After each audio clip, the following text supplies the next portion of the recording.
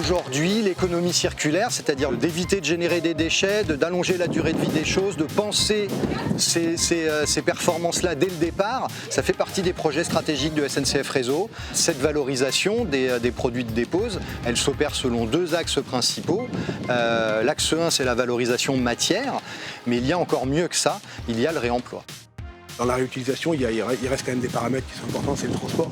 Et effectivement, plus la distance est courte entre leur cycle d'extraction et leur cycle de réutilisation, et plus l'économie va être importante. Il y a des notions de durée, c'est-à-dire qu'il faut que les chantiers sur lesquels on récupère les matériaux aient lieu pas trop longtemps à l'avance. Nous sommes sur le chantier de régénération de la ligne de Narbonne à Bise. Ici, c'est une ligne qui dessert l'usine Orano.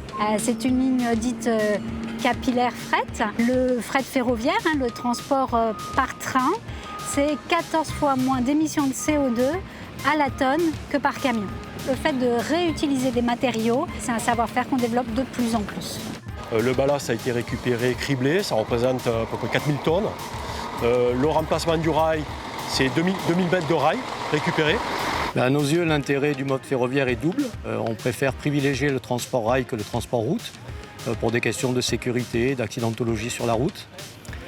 Et puis le deuxième intérêt, c'est réduire notre impact environnemental en termes d'émissions de gaz à effet de serre, puisque sur une année pleine, c'est l'équivalent de 2000 camions qui sont ainsi économisés par le recours au transport ferroviaire.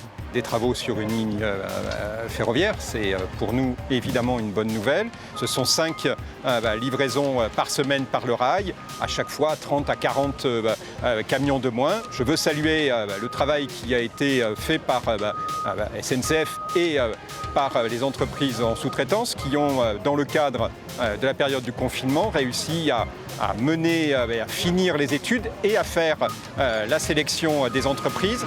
C'est un modèle qu'il faut faire prospérer et comme je dis souvent, quand le projet est bon, tout le reste s'efface, toutes les difficultés s'effacent. Il n'y a pas débat, on trouve l'argent nécessaire et c'est donc une voie qu'il convient de privilégier.